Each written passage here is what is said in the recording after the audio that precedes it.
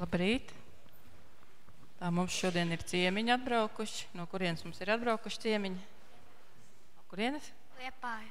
No Liepājas. Liepāja arī sniegs? Nē. Nav? Un tad jums tagad jāizbauda sniegs. Es apsēdīšos uz Andrejam blakus, labi? Tā. Un šodien es jums izstāstīšu stāstiņu par vienu sievieti, par vecu sievieti. Nāc, varbūt man blakus te. Un šī sieviete, viņa dzīvoja Nepālā. Zināt, kur ir Nepāla?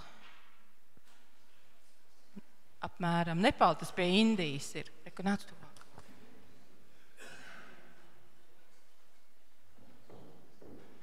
Un šī sieviete, viņa bija diezgan nabadzīga.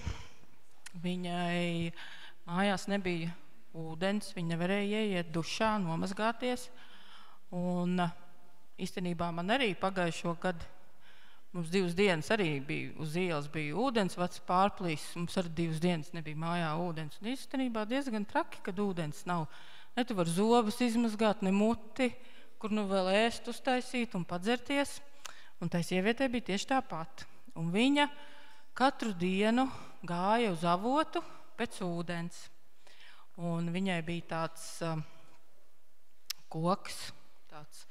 Un tam kokam katrā galā bija spainis iekarināts. Es atceros, kad es pie savas vecās mammas dzīvoju, tad viņai arī bija tāds. Viņa uzlika to kociņu tā uz muguras, un tad vienā pusē bija spainis, otrā tā bija vieglāk nest. Un tā sieviete arī tos spaiņus nēši viņa saucās, viņa arī nesta. Viņa gāja uz avotu pēc ūdens. Un vienu dienu viens no spaiņiem nogāzās un ieplīsa. Un katru reizi, kad viņa nesa mājās ūdeni, tad vienmēr no tā ieplīsušā spaiņa, tur bišķīt tas ūdens izpilēja, un pusi tikai sanāca atnest mājās, jo sanāca viens bija pilns spaiņs un otrs puse. Un tad vienu dienu tas veselais spainis tam otram teica tā, nu redz, es kāds smuks un vesels, un saimniece mani ielēja pilnu līdz malām ūdeni, un es arī atnesu to ūdeni visu atpakaļ. Bet tu tāds saplīsis un nevar izdarīt savu darbu līdz galam.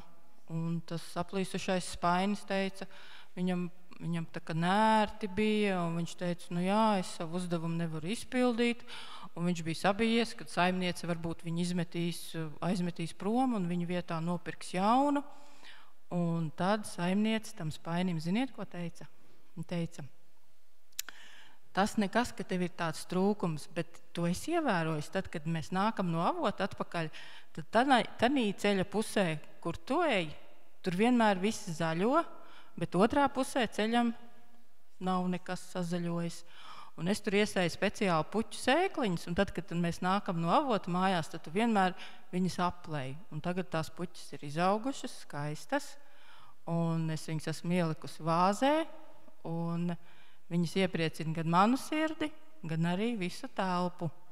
Tā kā, mīļie bērni, atcerieties, nevienmēr ar skaistām, dārgām un labām lietām var darīt darbus. Arī ar tādām mazām lietiņām, kurām ir kāds trūkums. Labi?